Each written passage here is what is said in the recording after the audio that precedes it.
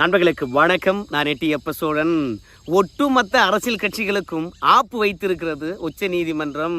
குறிப்பாக ஆளுங்கட்சிகள் தான் அதிகப்படியான ஆப்பாக மாறி இருக்குது. இன்றைக்கி உச்ச நீதிமன்றம் வழங்கியிருக்கின்ற தீர்ப்பின் அடிப்படையில் இன்றைக்கி எல்லா டிவி சேனலும் இந்த விஷயத்தை தான் பிரேக்கிங் நியூஸாக போட்டிருப்பாங்க. எல்லாம் உங்களுக்கு தெரியும். எத்தனை ஆண்டு காலமாக தேர்தல் நிதியை ஸ்டேட் பேங்க் ஆஃப் இந்தியா வழங்குகின்ற பத்திரத்தின் மூலமாக கார்ப்பரேட் நிறுவனங்கிட்ட பெற்றுக்கொண்டிருந்தார்கள். அந்த நிதியை பொறுத்த வரைக்கும் கட்சியினுடைய சக்திக்கு ஏற்ற மாதிரி கட்டுப்பாடற்று வாங்கிக்கலாம். இப்போ பாரதிய ஜனதா கட்சியானது மத்தியில் ஆளுங்கட்சியாக இருக்கிறது. அது கம்பெனிகள் சட்டத்தை ஏற்றலாம், ஒட்டுமொத்த சட்டத்தையும் கட்டுப்படுத்தலாம். அப்போது அந்த கட்சிக்கு கார்ப்பரேட் நிறுவனங்களை பொறுத்த வரைக்கும் வேண்டப்பட்ட நிதியை வாரி கொடுக்கும். அப்போது பத்திரங்கள் மூலமாக எவ்வளோ வேண்டுமானாலும் வாங்கிக்கலாம். இவ்வளோ தான் கொடுக்கணும், அவ்வளோ தான் கொடுக்கணும்னு சொல்லிட்டு கட்டுப்பாடுகளே கிடையாது. அதே மாதிரி எதிர்கட்சிகளாக இருந்தால் அடுத்த முறை ஆட்சிக்கு வரும்பப்பா, அவங்களையும் சமாதானப்படுத்தணும்பா அப்படின்னு சொன்னால் இந்த ஸ்டேட் பேங்க் ஆஃப் இந்தியா வழங்குகின்ற தேர்தல் நிதி பத்திரத்தின் மூலமாக அவங்களும் நிதி வாங்கிக்கலாம். சரி, இது ஆளுங்கட்சிக்கு நெருக்கடி கொடுக்கக்கூடிய ஒரு கட்சி இல்லை, சமுதாயத்தில் இது பெரிய கட்சி, அந்த சமுதாய மக்கள் கிளந்து இருந்தாங்கன்னா நம்ம கம்பெனியை மூடி போடுவாங்க. அதனால் இந்த சமுதாயம் வலுவாக இருக்கக்கூடிய பகுதியில் அந்த கட்சிக்கு நம்ம நிதி கொடுக்கணும் அப்படின்னு சொல்லிட்டு ஆளுங்கட்சியை அட்டாக் பண்ணுற கட்சிகளும் அதே மாதிரி சாதி கட்சிகளும் பார்த்திங்கன்னா தன்னுடைய சமுதாய பலத்தை காட்டி தேர்தல் நிதி பத்திரத்தின் மூலமாக நிதியை பெற்றுக்கொள்ளலாம். ஒட்டுமொத்தமாக கட்சி வளர்ச்சிக்கு நிதி தேவை. ஆனால் அந்த நிதியை பொறுத்த வரைக்கும் வெளிப்படைத்தன்மையுடன் இருக்கணும். ஆனால் இன்றைக்கி உச்ச நீதிமன்றத்தினுடைய அரசியல் சாசனத்தினுடைய 5 நீதியரசர்கள் ஒட்டுமொத்தமாக ஒரே மாதிரிய தீர்ப்பாக இந்த தேர்தல் நிதி பத்திரத்தின் மூலமாக நிதி திரட்டுவது சட்டவிரோதமானது.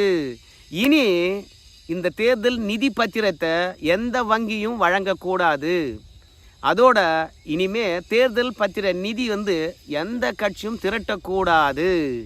அதனையும் தாண்டி இந்த மாதிரி நிதி வாங்கினா ஏதோ கருப்பு பணத்தை ஒழிச்சிடலாம் அப்படின்னு சொல்கிறீங்க. என்னத்தை கருப்பு பணத்தை இது மூலமாக ஒழிக்க முடியும்னு சொல்லிட்டு நீங்கள் நினைக்கிறீங்க? இந்த மாதிரி தேர்தல் நிதி பத்திரத்தின் மூலமாக நிதி வாங்குகின்ற பொழுது எவ்வளோ கருப்பு பணத்தை ஒழிச்சிருக்கீங்க? கருப்பு பணத்தை கட்டுப்படுத்தின தகவல் எதனா இருக்குதா காட்டுங்கோ அப்படின்னு சொல்லிட்டு இந்த மாதிரி தேர்தல் நிதி பத்திர நடைமுறை கொண்டு வந்தீங்க இல்லையா? அப்படி கொண்டு வந்திருப்பது கட்டுப்பாடுகள் என்பது குறைவாகத்தான் இருக்குது. இந்த குறைவான கட்டுப்பாடுகள் இருப்பதனால முறைகேடுகள் ஏற்படுவதற்கு நிறைய வாய்ப்புகள் இருக்குது. ஏன்னா அரசியல் கட்சிகளுக்கு நிதி வழங்குவதற்காக கம்பெனிகள் சட்டத்திலேருந்து ஒரு திருத்தத்தை கொண்டு வந்தாங்க. அந்த சட்ட திருத்த மசோதாவையும் ரத்து பண்ணிடுச்சு உச்சநீதிமன்றம். அதே மாதிரி தேர்தல் நிதி பத்திரத்தின் மூலமாக நிதி வாங்குகின்ற மசோதாவையும் ரத்து பண்ணிட்டாங்க. ஏன்னா மக்களால் தேர்ந்தெடுக்கப்பட்ட அரசாங்கம் பொறுத்த வரைக்கும் மக்கள் கேட்கின்ற கேள்விகளுக்கு பதில் அளித்துத்தான் ஆக வேண்டும்.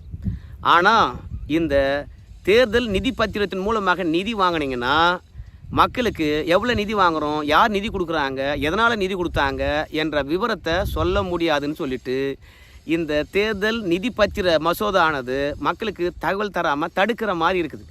இது மக்கள் உரிமையை பறிக்கிற மாதிரி இருக்குது. ஆர்டிஐன்னு சொல்லப்படுகின்ற ரைட் இன்ஃபர்மேஷன் சொல்கிறாங்க இல்லையா, மக்கள் தகவல் அறிவு உரிமை சட்டம், அதை வயலேட் பண்ணுற மாதிரி இருக்குது.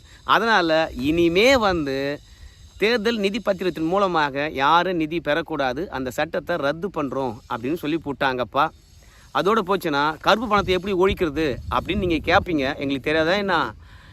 கருப்பு பணத்தை ஒழிப்பதற்கு இதை விட மிகப்பெரிய விஷயங்கள்லாம் இருக்குது. அதையெல்லாம் கையில் எடுத்துக்கோங்க, கருப்பு பணத்தை ஒழியுங்க. ஏன் நாங்கள் பார்த்திங்கன்னா தேர்தல் நிதி பத்திரத்தை தடை செய்திருக்கோம் அப்படின்னு கேட்டிங்கன்னா, ஒரு கம்பெனியை பொறுத்த வரைக்கும் எங்களுக்கு ஃபேவரட்டாக எதனா செஞ்சு கொடுங்க அப்படின்னு சொல்லிவிட்டு நிதியை உங்களுக்கு வாரி கொடுக்கலாம். இவ்வளோ பணம் தரான், அவங்ககிட்ட எதிர்பார்ப்பு இல்லாமல் இருக்குமா? சும்மா வாரி கொடுக்கறதுக்கு அவன் என்ன தர்மமானா? வருகின்ற வருமானத்தில் 1% 0.5% நாட்டை நிர்வகி கொடுப்பதற்காக இல்லை நாட்டில் வெற்றி பெறக்கூடிய தனக்கு பிடித்த கட்சிகளுக்கு தருவது தப்பு கிடையாது.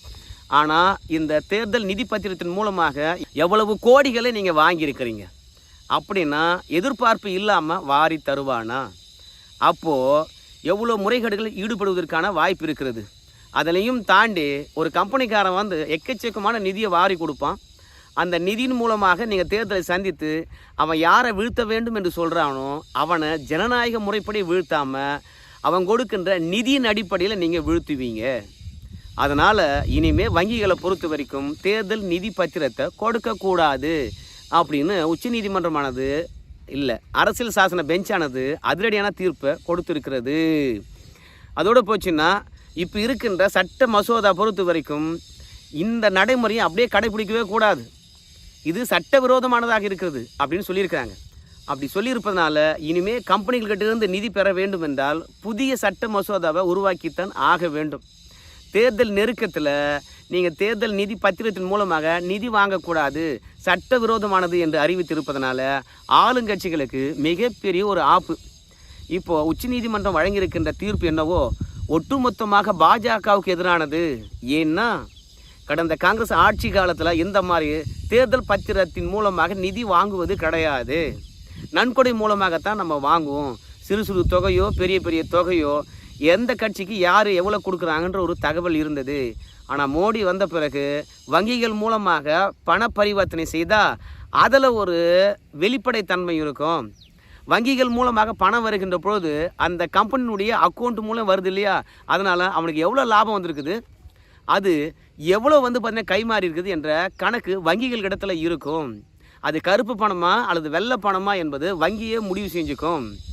ஏன்னா ஒவ்வொரு கம்பெனியும் வரவு செலவை பார்த்திங்கன்னா ஆடிட் மூலமாக வருமான வரி கட்டுகின்ற போது தாக்கல் பண்ணுறாங்க. அப்போ வங்கிகள் மூலமாக பண பரிவர்த்தனை செய்தால் முறைகேடுகள் ஈடுபடுவதற்கான வாய்ப்பு கிடையாது அப்படின்னு சொல்லிவிட்டு பாஜக கட்சியானது நேரடியாக நிதியை தராமல் வங்கிகள் மூலமாக பரிவர்த்தனை செஞ்சுக்கலாம். வங்கிகளே பார்த்திங்கன்னா எவ்வளோக்கு நீங்கள் பத்திரம் வாங்க போகிறீங்களோ அதுக்கேற்றமான பத்திரங்களை வங்கிகளே கொடுக்கலாம் அப்படின்னு சொன்னதுனால என்னவோ வெளிப்படைத்தன்மை இருக்கும், நிதி வங்கிகள் மூலமாக போய் வருகிறது, ஸோ கணக்கு வழக்கம் வரும் என்று சொன்னாங்க. ஆனால் அதிலேயே பார்த்திங்கன்னா நிறைய முறைகேடுகள் ஈடுபடுவதற்கான வாய்ப்பு இருக்குதுன்னு இன்றைக்கி சொல்லிட்டாங்க. ஸோ பாஜக கொண்டு வந்த மசோதா தேவையற்றதுன்னு சொல்லிட்டாங்க. எத்தனை நாளும் ஆளுங்கட்சியாக இருந்து எவ்வளோ கோடிகளை சுருட்டினாங்க. ஸோ இன்றைக்கி அடுத்து வருகின்ற தேர்தலுக்கு ஆப்பு வச்சுருக்குது உச்சநீதிமன்றம் அப்படின்னு எல்லாரும் சொல்கிறாங்க. இந்தியாவிலே இந்த தேர்தல் நிதி பத்திரத்தின் மூலமாக 2 கட்சிகள் அதிகப்படியான நிதிகளை பெற்றிருக்கிறது. அது வங்கிகள் மூலமாக வந்திருப்பதனால ஓரளவுக்கு கணக்கு வழக்கு இருக்கும் என்பதை நம்ம நம்பலாம்.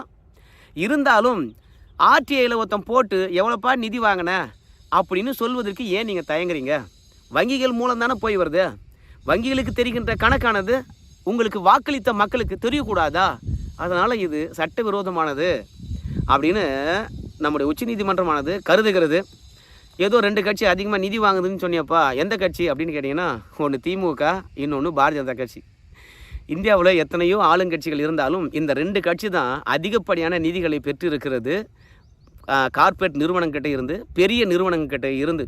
குறிப்பாக உச்சநீதிமன்றமானது கார்ப்பரேட் நிறுவனங்களை மட்டும்தான் சுட்டி காட்டியிருக்குது. பெரிய நிறுவனங்கள் என்று சொல்லிட்டு எதையுமே நம்ம உள்ளூர் நிறுவனங்களை பற்றி சொல்லலை.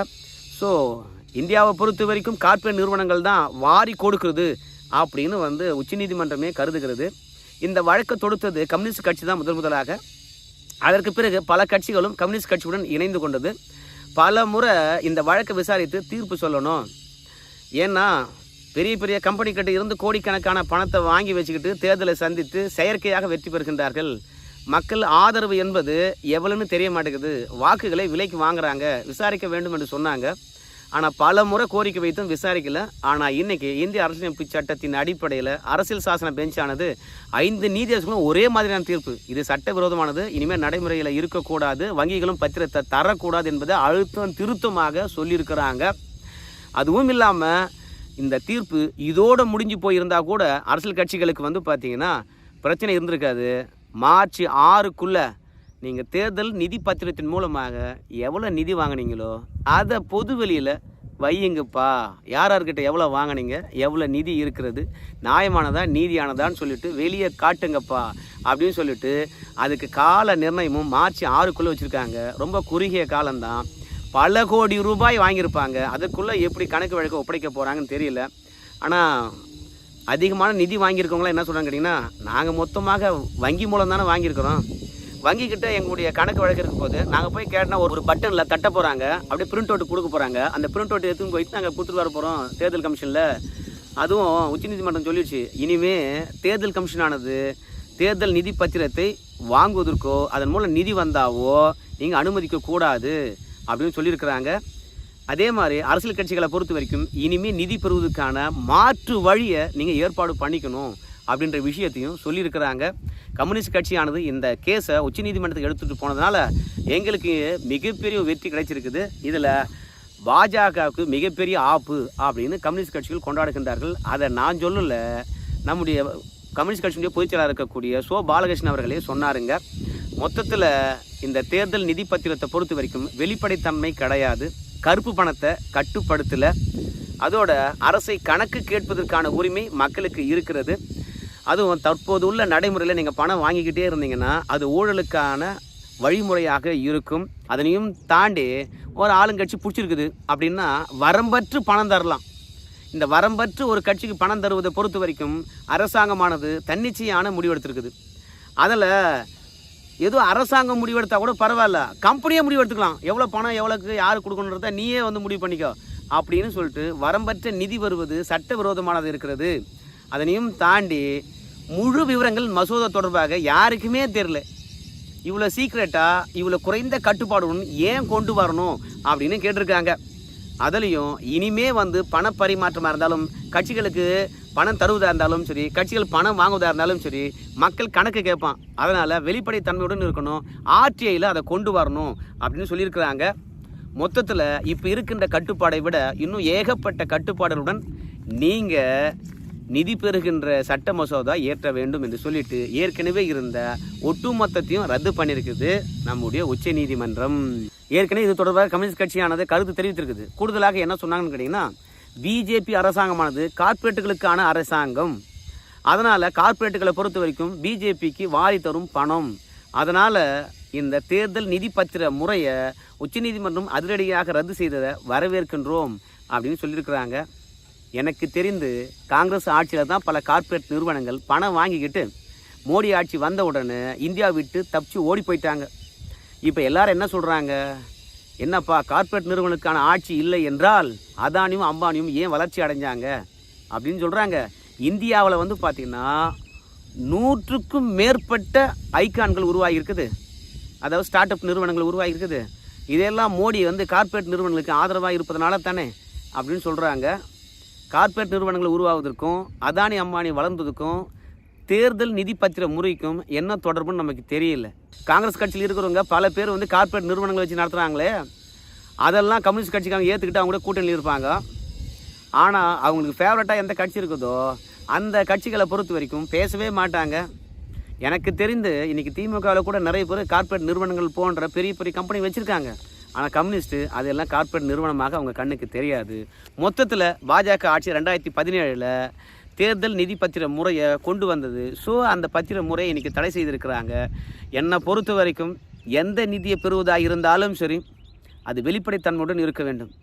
இப்போ உழைச்சி சம்பாதிக்கிறவன் பொறுத்த வரைக்கும் 6 லட்சம் ரூபாய்க்கு மேலே நீ எங்கேயாவது சம்பாதிச்சிருந்தா உடனடியாக வருமான வரித்துறை கணக்கு காட்டணும். செலவழிக்கப்பட்டது நியாயமானதாக இருந்தால் நீ கட்டின தொகையை திருப்பி தரப்போகிறாங்க. அந்த மாதிரி நீங்கள் மட்டும் ஒரு நன்கொடை வாங்குறீங்கன்னு வச்சுங்களேன், பெரிய பெரிய கார்ப்பரேட் நிறுவனங்கிட்ட இருந்து எவ்வளோ வாங்கினீங்க, என்ன வாங்கினீங்க அப்படின்றதெல்லாம் கணக்கு காட்ட மாட்டிங்களா? மக்கள் பார்த்தீங்கன்னா ஓட்டு போட்டு உங்களை ஆட்சியாளராக இருக்காங்க, வெளிப்படைத்தன்மையுடன் நீங்கள் இருக்கணும்னு ஆசைப்பட மாட்டாங்களா? அதனால் இன்றைக்கி உச்சநீதிமன்றமானது இந்த மாதிரி ஒரு தீர்ப்பை தந்திருப்பது நான் கூட தான் வரவேற்கிறேங்க. ஆனால் இது ஒரு கட்சிக்கு மட்டும் ஆப்பு கிடையாதுங்க, ஒட்டுமொத்த கட்சிகளுக்கும் ஆப்பு. ஏன்னா மார்ச் 6ஆம் தேதிக்குள்ளே நீங்கள் யார்கிட்ட எவ்வளோ வாங்கியிருக்கீங்க என்பதை பற்றி வெளிப்படையாக சொல்லியாக வேண்டும். யார் எவ்வளோ பேர் கொடுத்தான், எதற்கு கொடுத்தான் என்ற விஷயமானது இப்போ வெளிப்படையாக தெரியும். நன்றாக மாட்டிக்கிட்டாங்க. இப்போ தான் அதானி எவ்வளோ கொடுத்துருக்கான், அம்பானி எவ்வளோ கொடுத்துருக்கான், லாட்ரி மார்ட்டின் எவ்வளோ கொடுத்துருக்கான் என்பதெல்லாம் வெளியே வரப்போகுது, பார்த்துக்கலாம். ஏன்னா அதிமுக ஆட்சி விட்டு வெளியே போன பிறகு இது வரைக்கும் தேர்தல் பத்திர முறை மூலமாக நன்கொடையே வரல அப்படின்னு அதிமுக கணக்கு காட்டியிருக்குது. திமுக தான் அதிகப்படியான நிதி பெற்றதாக இந்தியாவில் 2வது அதிகப்படியான நிதி வாங்கின கட்சியாக பதிவு செய்திருக்குது தேர்தல் கமிஷனில். பார்க்கலாம் அவங்களுக்கு யார் நிதி அதிகமாக கொடுத்துருக்காங்க, பாஜகவுக்கு யார் அதிகமாக நிதி கொடுத்துருக்காங்க என்பது விஷயமானது இனிமேல் தெரியும். நல்ல விஷயத்தை வெளிப்படுத்தியிருக்குது உச்ச நீதிமன்றம், வரவேற்போம். இதை எப்படி பாஜக அரசாங்கம் முறியடித்து மீண்டும் அரசியல் கட்சிகளுக்கு நிதி வருவதற்கான வழியை சொல்ல போதுன்னு பொறுத்திருந்து பார்க்கலாம். உடனடியாக மாற்று ஏற்பாடை செய்யணும்னு சொல்லியிருக்கிறாங்க. ஏன்னா இனிமேல் தேர்தல் நிதி வாங்குகின்ற எல்லா விஷயத்தையும் கட் பண்ணுங்க, புதுசாக வரட்டும்னு சொல்லியிருக்கிறாங்க. இனி தேர்தல் கமிஷனும் எந்த நிதி பெறுவதற்கும் தடை விதிக்கும் அனுமதிக்காது. அதனால் நிதி பெறுவதற்கான புதிய வழி வரும். அந்த வழியாவது பாதுகாப்பானதாக வெளிப்படைத்தன்மையுடன் இருக்குதான்னு பொறுத்து பார்க்கலாம். என்ன சொல்கிறதுங்க? நன்றி நண்பர்கள்.